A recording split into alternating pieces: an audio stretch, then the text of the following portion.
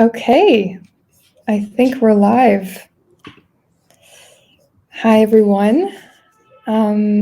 We will maybe wait another 30 seconds for our fourth panelist, Clara Chapaz, to arrive. I will start by introducing myself. My name is Emily Baliosian. I'm the moderator for today's panel on values, the new currency of French tech. So I work currently for BlaBlaCar. I work in employer branding and CSR. And it is my pleasure today to be having this conversation around values, especially considering BlaBlaCar's commitment to a greener, friendlier, and more social world of travel. So today we're going to talk about a pretty new phenomenon in today's French tech ecosystem. We're going to talk about values. It's clear more than ever that today's talent are on a quest for purpose. Values are the new lens through which job seekers are looking for jobs, are searching for companies. They're also becoming very important in how companies choose to set themselves apart from the competition, and especially really fierce competition that we're seeing in the world of tech today, not only in France, but at an international level. So especially with with remote working becoming more and more the norm, we have companies in France that are actually not only competing against other companies on a domestic level, but also now competing with companies abroad. So we have we're fortunate to have so many incredible companies based in France that have strong values and have really impressive impact, some of which are here today. But now more than ever, they have to differentiate themselves from the competition abroad. So today I'm really happy to be talking to some of these companies. And without further ado, I'm going to introduce each and every panelist we have today before we jump into some questions. So let's start with Agnès Guinaudeau. Agnès is head of data and automation at Phenix. So Phenix is a French startup. They're dedicated to fighting waste in Europe. For example, since 2014, they've saved up to 120 million meals. They basically offer a solution that's quite inclusive and a win-win for everyone. They donate unsold goods to charities. They allow consumers to purchase unsold products at a discount, and they help businesses manage their unsold products as well by rerouting them either to charities or to consumers. So Agnès was brought on about 2 years ago to build the data team, and she actually joined because she wanted to put her skills and experience at the service of fighting climate change. So I think, Agnès, you went to the right place. Yes, thanks. Next up, we have Jacques Reynaud. Jacques Reynaud is a Chief Revenue Officer at Cooptalis. So Cooptalis is an international company based in France, and they're dedicated to helping talents on the move. That means that they help talents, job seekers, find their dream job, and they help them relocate and helping them really from A to Z. So Jacques is a French Australian. He lives in Barcelona. He started his career playing handball and then moved on to HR as an entrepreneur and is now heading sales for Cooptalis. So happy to have you here, Jacques, with us. Next up, we have Mathieu Virac. So Mathieu is Chief People Officer of Doctolib. Doctolib is the leading European healthcare tech company. They're based in France, and through their digital platform, they both improve access to healthcare for patients, but they also wildly improve the lives of healthcare professionals through their digital tools. Mathieu has been in the company for 5 years and in his current position for 3. So Doctolib is incredibly incredibly growing. So at a pace that's really hard to really, at an impressive scale, really. They currently have 2,300 people on their team, and they plan to recruit another 1,000 in the next 12 months. So this is for Agnès, Jacques, and Mathieu. I'll introduce Clara when she comes on stage, but quickly, Clara is the newly appointed director of Mission French Tech.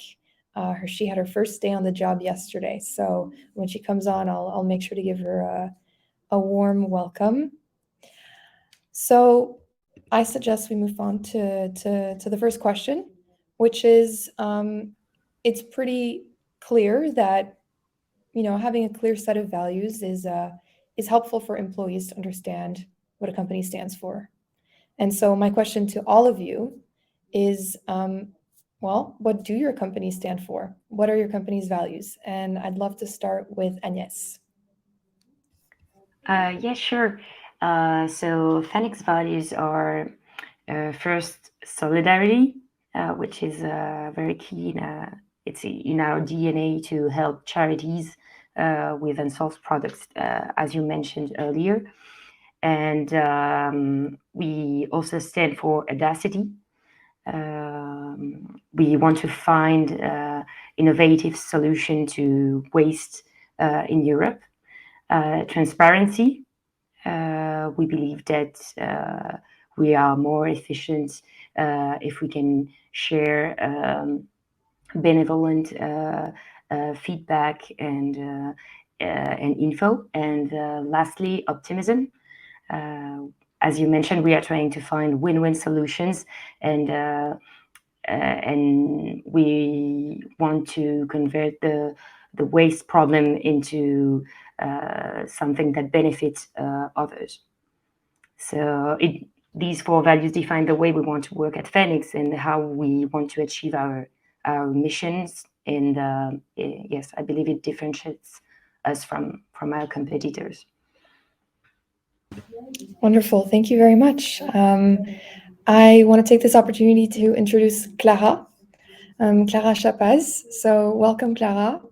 Not only welcome to this panel, but welcome to La French Tech. Clara is the newly appointed director of Mission French Tech, which is a government administration that was founded in 2013, aimed at developing the French startup ecosystem. So Clara was formerly Chief Business Officer of Vestiaire Collective, which is a scale-up that's part of the Next 40 group, dedicated to secondhand fashion. So as part of Mission French Tech, Clara, her objective is to ensure the growth of the French tech ecosystem and make sure that France becomes the most attractive destination for companies to grow. So yeah, talking about the values, I'm going to be quick on this one. So at Doctolib, basically, we have the same values for, let's say, the same entrepreneurial missions since day one. I think you mentioned that already, Emily, but first thing we want to do is to improve the life of healthcare professionals. Second one is to make sure that everybody can have access to healthcare the fastest way and the most equal way possible. And the third one is that we can build a team of entrepreneurs. And then on this last mission, that's where we have our, let's say, company values. And we have 6 of them. And I would say that I will list them, but I think that the way we build them is to make sure that they are as much actionable as possible, making sure that people, they can use them internally to do their best job. So we have 6 of them. We have serve, care, act, learn, enjoy, and structure. So that's those are our values. We use them in everything we do. I will give some examples a bit later, but the goal again for us is to make them as actionable as possible, to make sure that once we give them to everyone in the company, they can all become one day maybe CEO of the company. That's a bold and incredible statement. I don't think your answer was long enough, Mathieu. So I'm going to. I was going to say, I'm going to help Clara as well then. Yeah. So first of all, thanks, Emily, for hosting and moderating us. And good afternoon, everyone. So at Cooptalis, we share values with Agnès and Mathieu. Somehow we made a bold move of thinking, what would the world look like if 1 billion people could once in their lifetime live an experience abroad, and like everybody who lived an experience outside their home country, they know how different you are as a person once you've seen the world through different lenses.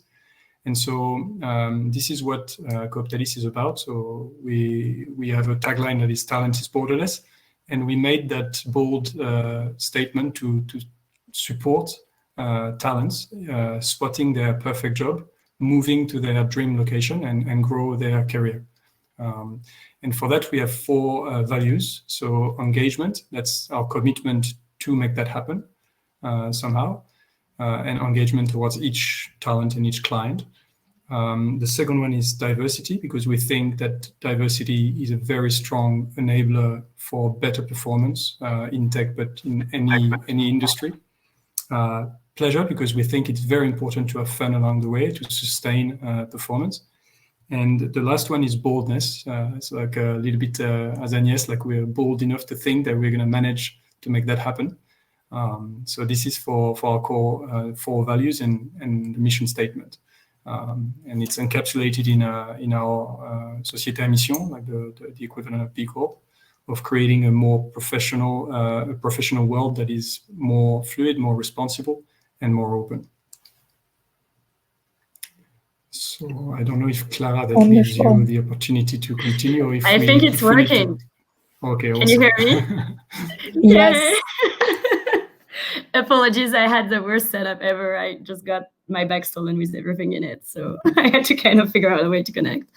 Thanks a lot for everyone, and apologies for this really bad start.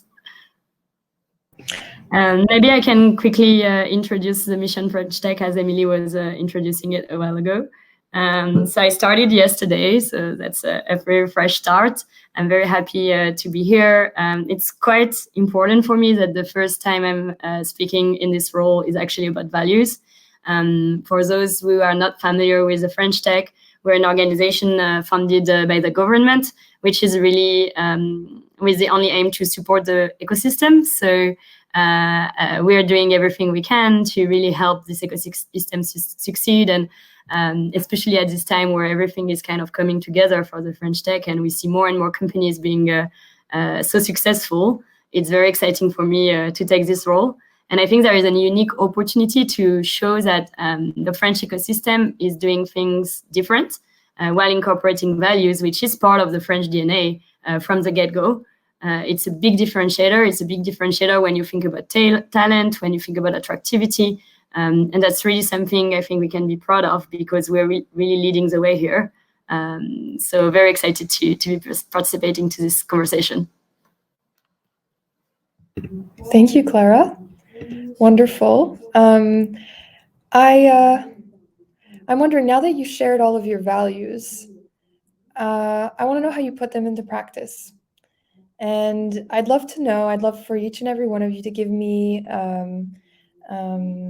or specifically Mathieu, Agnès, and Jacques, who have shared their company values.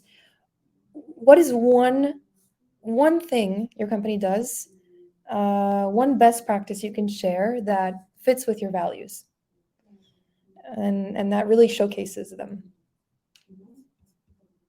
Maybe starting with Agnès. Yes, sure. So at Phenix, we got the B Corp label,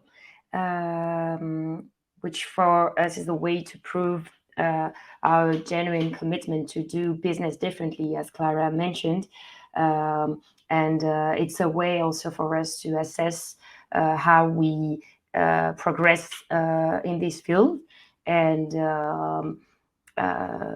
yes, it's something that helps also to attract and retain our talents at Phenix. So this would be the best concrete example. Mm-hmm. And it's it's a very difficult label, very difficult certification to achieve. So congratulations to you, and it's something also that BlaBlaCar has been considering, because it started from an American concept, but that has been exported internationally more and more. And we're seeing more and more companies, like even Vestiaire Collective, that just recently achieved B Corp certification. So this wave is definitely coming, and it's interesting to see how it plays a role in terms of attraction. And so moving on to Mathieu, and what maybe one best practice that you can share that fits with your values. Yeah, sure. So one of the things that we wanted to tackle with this whole values conversation was, how do we make sure that people, they can actually use them in their daily life, because what we believe is also that values is also everything that happens when the manager is not there, or when the boss is not there, or when the CEO is not there. So how to make sure that we can have something that can be used on a daily basis by everyone, being a C-level or an intern, right? So we started from the pillars that I just mentioned earlier, and we decided to build our own playbook, which is kind of our own internal recipe for success. It's like a 20-page, like a small book, let's say, where we give concrete examples and concepts and frameworks that everybody can use on a daily basis to be kind of an entrepreneur the Doctolib way.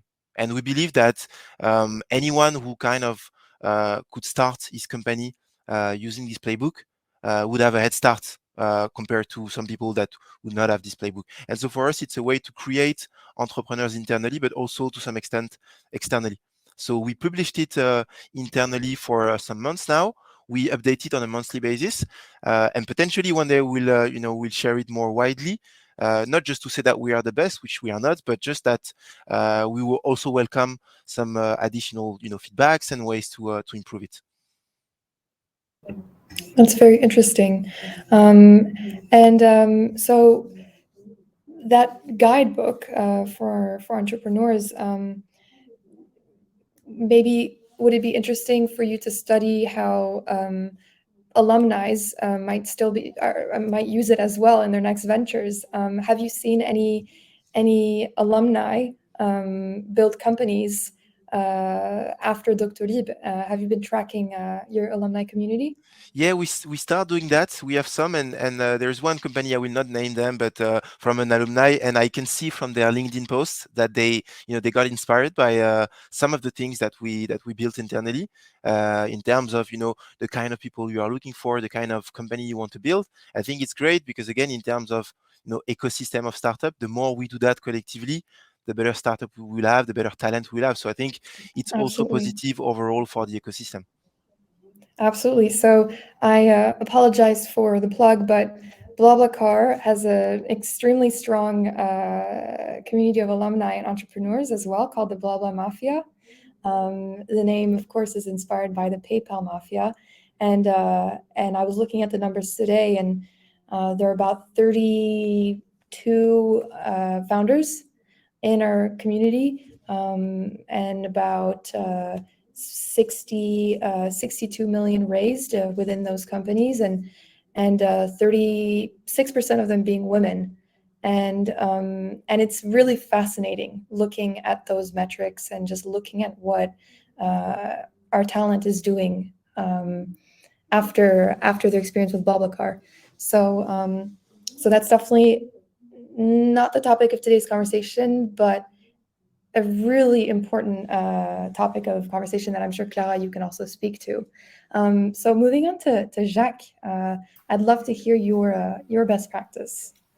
Sure, and it's actually quite inspiring to also listen to your story, Mathieu and Emily, building that community. For us, I guess what we're thinking as a company is that the way we work together define the culture. That's important for us. It's how we interact, and it's the way we work together that defines our culture. And we think that the values are, so to speak, guides or reference points throughout which we can reflect on: are we proud of the culture, therefore how we work together, that we're building? How are we proud of the culture we're building, therefore how we work together. So this one is important. So it's in our daily actions, in our micro, tasks, the way we collaborate, etc. And you asked me to choose a couple of very concrete examples. So we chose one internal, one external.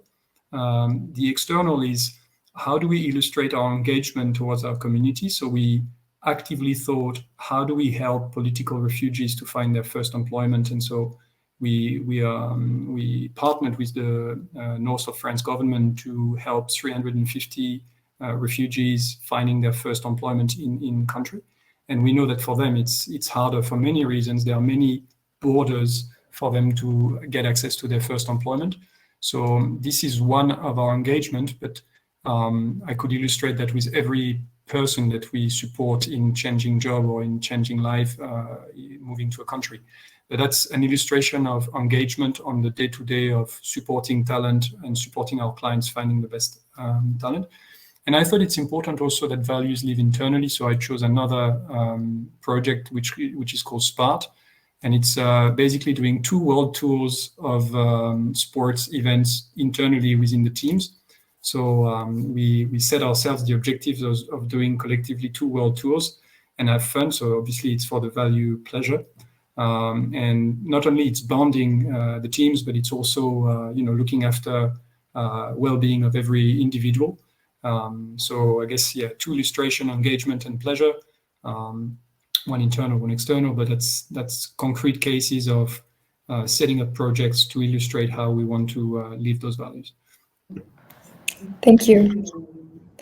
I think adding to that and maybe giving the ecosystem perspective, there's an initiative that has been quite exciting coming from the Next 40. So the Next 40 is this label, for those of you who may not be familiar, highlighting the top 40 tech startups in France that runs every year. And last year, there was this impact board that was created for companies to kind of share those best practices, challenge each other on them, and kind of find new ideas. So I think we talked about labels like B Corp it's definitely one that we see more and more French company going after. Unfortunately, it's an American label, but it is still quite an interesting one, and it is real commitment to make differences.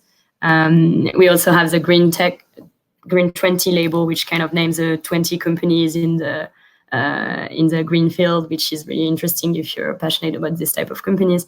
But most importantly, in all the examples you gave, I think you see how some startup really live through those values on the day-to-day and some not necessarily do. And I think for candidates, it's always good to ask like concrete examples so that you can hear those stories and maybe realize who is really living those values and who is kind of marketing it.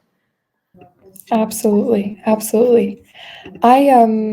want to talk about talent attraction and how values can play a role in that. I'm going to start with you, Clara, actually. Speaking of attraction and speaking of decisions to join a company, why did you join La French Tech, and was this decision driven by values? For sure, definitely. I mean, it's number one driver for me. I've been working abroad for quite a few years, and I came back to France to join Vestiaire Collective, which is one of the big scale-up. They also achieved B Corp recently, so very engaged in making things different. But joining La French Tech is one of the only ways you can serve the entire ecosystem. And I think with this idea and objectives that we want to make the ecosystem not only the most attractive for Europe, but also the most inclusive, there is really something to play and really something that we can support from a value perspective. So for me, it was super important that the next adventure I would join is something where I can have a real impact. Obviously, this one is a bit different because I'm not having an impact directly. I'm having an impact by supporting all of you who are having an impact more directly. But this is really great to see how we can bring the ecosystem together and make real progress on those values. Absolutely. And you're a perfect example of values driving decisions to join a company, and I love it. And so another side of the question is, how do you test whether a candidate is aligned with your values from the perspective of a company? And then we'll talk about the perspective of a candidate later. but from the perspective of the company, Jacques, I'd love to get your perspective on this. Is there such a thing as a value test, and how do you do it? Yeah, I guess we observe many different ways since we are helping other companies recruit. Like we see many different ways. I think eventually, in a solid, robust interview process, you need to identify the core values of the individual. And we talked about the value fit.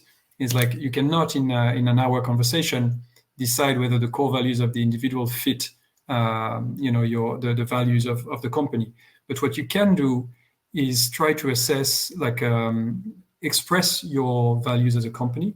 That's an important one. Like, are the values expressed throughout the whole interview process, or is it just HR, or is it every single manager and every single individual that reminds of the core values? That's an important point.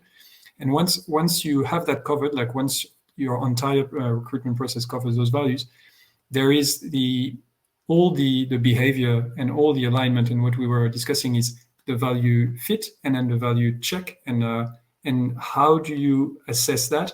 We think that the best way is to look at not what the person think, especially in the tech ecosystem. Like, candidates are smart enough to understand what you want to hear. Rather, what we think is that you need to think, how do they think? And like through case studies, through a number of elements in interview process, you can assess whether there's going to be a match. And the match doesn't mean conforming to the values, right? It's we discussed the value fit and the value add. The match could be not only there is synergy between the core values of the individual and the behavior towards reflecting on values, which address teamwork and how the person is going to work together with other team members. But what can the individual add to the mix and enrich the culture through the lenses of values? So I think we're touching on a pretty complex topic here, but really what we think is that first we need to think, where is this person coming from? What are the core values of that person? And then think in terms of how do the person think, rather than trying to just create a match that we know it's not even possible in just a few hours of conversations through interviews. Absolutely. Thank you so much. I think this is a perfect segue into from talent attraction to retention. And this question's for you, Agnès, and it's how do you make sure that once an employee is in a company, that they experience those values on a daily basis, that these values are lived and experienced and manifested in everyday life of an employee? For us, we send on them regularly surveys. We use Blooming. So, and one of the questions for the employees is about the value fit. How do they experience Phenix values on a daily basis in their job? So this is a way for us to check that we pay attention to embody these values on a daily basis. And, wonderful. We have like we measure also our employee NPS to make sure that they are they can develop themselves at Phenix. Yeah, and I think that values are, of course, we talk about values being a tool for attraction, but they're also a tool for retention, as you just mentioned, Agnès, and they're also a tool for retention in difficult times. And we just went through an incredibly difficult time for the last 2 years, also known as the COVID crisis. And I know of a company that worked extremely hard during the COVID crisis, and that's Doctolib, of course, among other companies. But Mathieu, this question's for you. Values during crisis management. How did values help your teams get through the crisis and keep working when Doctolib was more needed than ever in France and beyond? Yeah, it's a good question, and indeed we had to work quite a lot. I mean, you said it. We were not the only one, but we had many things to do. You know, we worked on teleconsultation, then the vaccination, so many things to do. We had to reprioritize lots of things. So it was, you know, kind of crazy in for a couple of months. You know, we had many things to achieve at the same time, lots of pressure. So what we could see is that in terms of response, first it was kind of a realization for us that a lot of people, they actually stepped up, you know, which made us think that when we say that our first value is serve, it's around the service that we provide to the patients and the healthcare professionals. It was a good way for us to test that indeed this value is quite strong, because again, when it was about, you know, working after hours, you know, thinking out of the box to find solutions to equip Stade de France in a couple of hours to vaccinate, you know, thousands of people, they actually stepped up, which was again a good indication that this value is actually something that exists in our company, which was good. And I think that on the other way around, we also realized that as we went through that phase, which was way longer than we expected, so it lasted like 18 months or so, we wanted to make sure that we actually lived up to our values as a company. And I remember a lot of conversations that I had with our CEO, where basically, so Stan, our CEO, was saying, do you think that we care enough? The second value that we have is care, which is making sure that we have a caring team. And we challenged ourselves with the executive committee quite a lot on that, on the care part, because we knew that a lot of people, they had to work quite a lot in difficult situations. And so we wanted to do the extra mile, because it was important for us to, if we say that our value is care, then we need to make it happen. No matter if it costs us way more money than we had budgeted, and so on and so forth. So that's why we decided, for example, during the COVID period, that we had extra support for the team. So we offered free sessions with coaches, psychologists. We had specific keynotes on energy management, stress management. We had you know, benefits for parents. We had kind of like rules where basically all parents were able to stop any meetings after like 4 p.m., for example. So we implemented tons of initiatives around that that were not necessarily something that we anticipated to do, you know, but because of the crisis, because care was one of our values, it was kind of a no-brainer for us.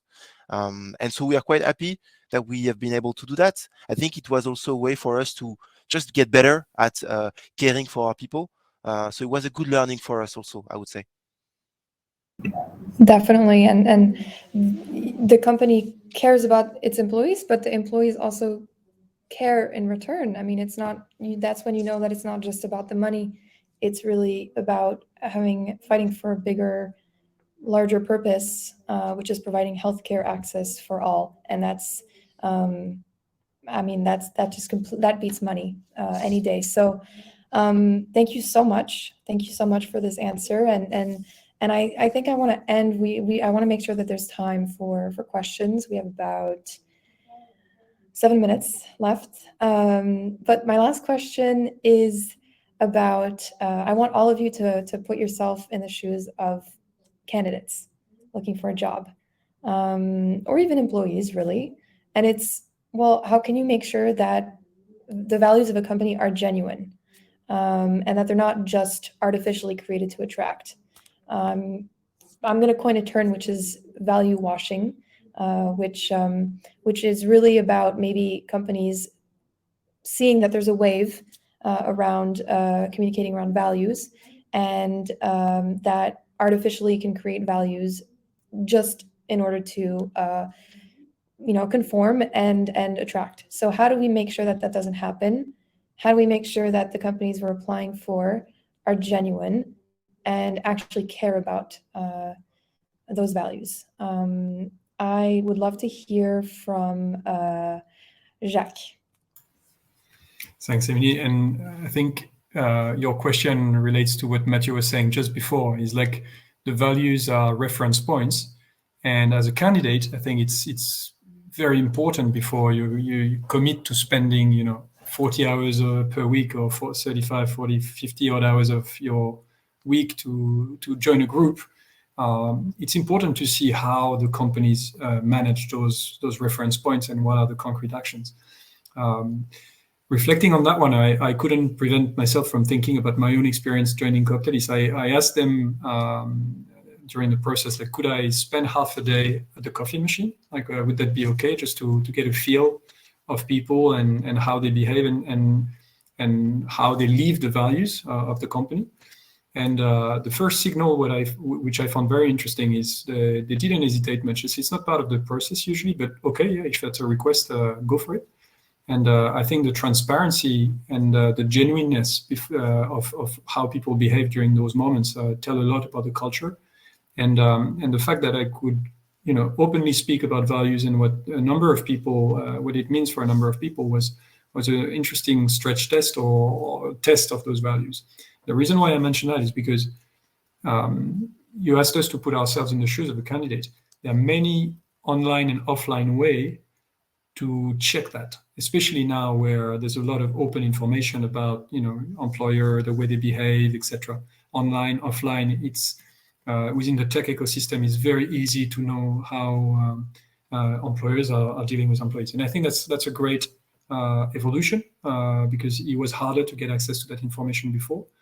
And we can see the consequences already on that, of opening up that information. And some people are keen to join those companies with strong values, and they actually reject and don't even want to hear about the companies where, it's value washing, etc., whatever the money, etc. So I think there's a very strong evolution in a good way there that's going to create sort of a Darwin system of, the people who are not caring enough about those reference points in the culture will struggle more and more to attract talent. And those who are investing a lot of attention, and Mathieu was referring to executive committee, testing the values during key moments, etc. Those who are doing that on a regular basis will eventually be the ones attracting the top talent. So I think it's a key element.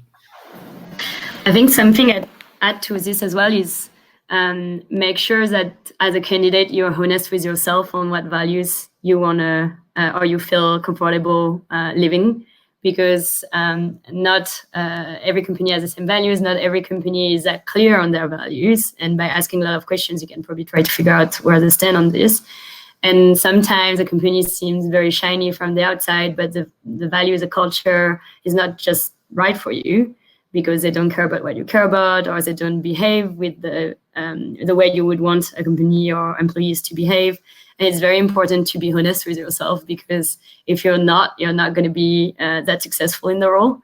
So it's kind of a conversation both ways. And sometimes candidates forget that. It's not just about the company kind of portraying their best self. It's also you deciding whether it's the right place for you. Totally agree. Amazing advice. Thank you so much. As we wait for some questions in the chat, is there anything that anyone else would like to add to this question, to this very interesting question? And I think it's a great question to end on. We just jumping on what you said, Clara, is we use the ping pong metaphor when we talk to candidates and when we intermediate between candidates and client. And the logic is that when you have the ping pong ball in your hands, you're the one to speak, and then you throw the ball, and then the other person is the one to speak. And I think what you referred to is definitely a super important ping pong, about values, where you say, what are your core values? What do you believe in? What if we tell you that, for example, Mathieu said value is care? Like, what does that mean on a day-to-day basis? What could it mean for my day-to-day if I join you? And that ping pong is critical, because that's projecting you into the company's culture. And still today, I think it's very often forgotten by candidates during the final stages of a process.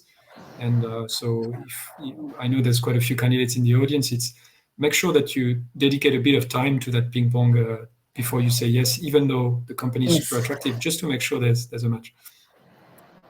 Yeah, I've seen so many people joining like their dream job in their supposedly dream companies, but they haven't taken this time to really understand if the values the company is portraying really resonates with their own values. And when it doesn't, it's hard to make a great job, because you're just not yourself, right? Well, we have a few questions. The first one is for Agnès, which is how do you translate your values specifically in the tech and data teams? Yes, so the first one, so as I mentioned, we have solidarity in our value.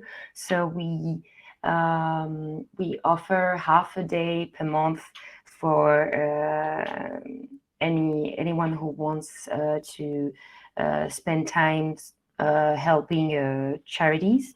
So personally, in my teams, I have people who participate to data for good projects, for example.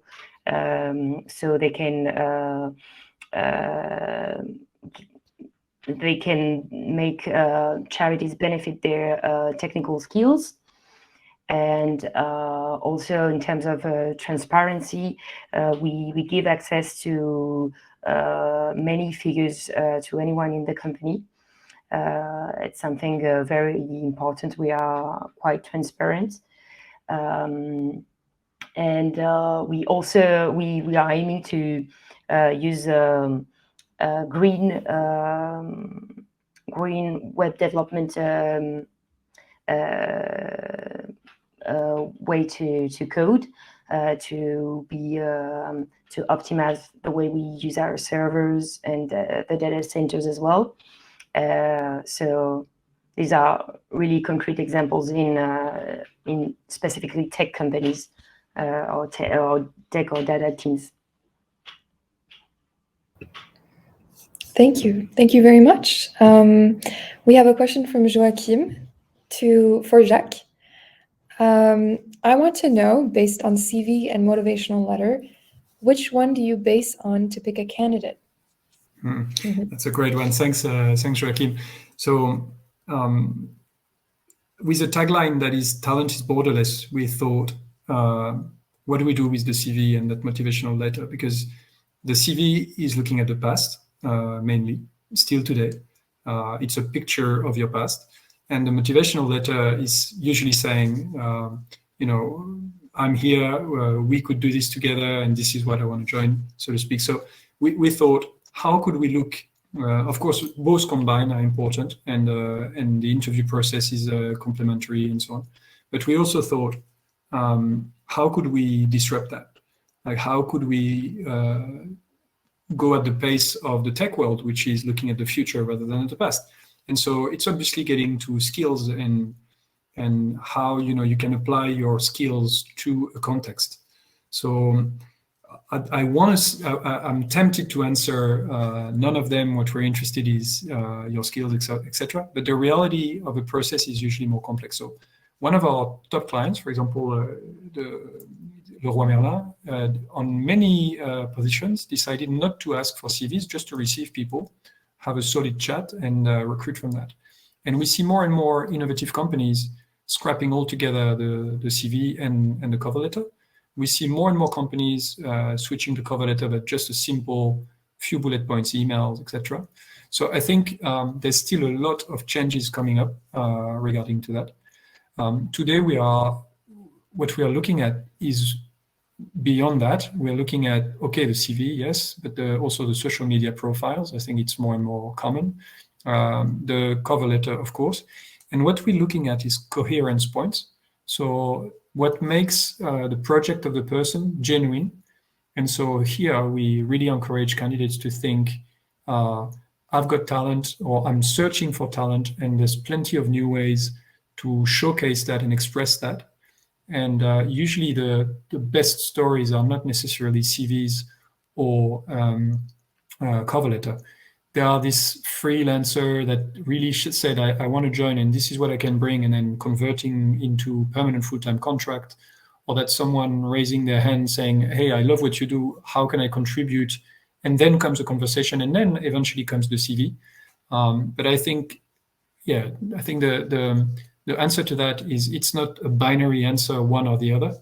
It's a much more comprehensive way to look at, to connect the CV and the cover letter to many other elements, showing your achievements and showing where you could, you or someone that sends the CV cover letter, bring value to a company. Thank you very much. I would like to take this opportunity as we wrap up to mention the Tech for Values movement. The Tech for Values movement is led by France Digital. And in 2021, earlier this year, they released a guide that features 20 companies based in France, startups that have exemplary impact and strong values. I encourage you all to look through that guide and to just gain hope looking through that guide and inspiration from all of the great things that these companies are achieving and all the ambitions that they have. So thank you all so much. We have still some more questions coming. So if the panelists want to answer those questions in the chat, feel free. And I think what I'm gathering from this conversation is that values are indeed incredibly important and as important as ever in the job search, in the tech ecosystem, are a great way for companies to stand out, and a great tool for not only attraction, but also retention and going through hard times. So thank you all so much. Thank you for all the tips that you've shared as well, all of your best practices. Welcome again to Clara, to La French Tech. We are very honored to have you with us on your first day or second day, and understand that these are the busiest days ever. So thank you so much. Thank you everyone for your questions and for being here. I think I'm done saying thank you. Have a lovely evening, and let's keep the conversation going. Thank you, Emily, Thank for you, your time. Emily. Thanks, everyone. Thank you, everyone. Bye. Bye. Bye. Thank you.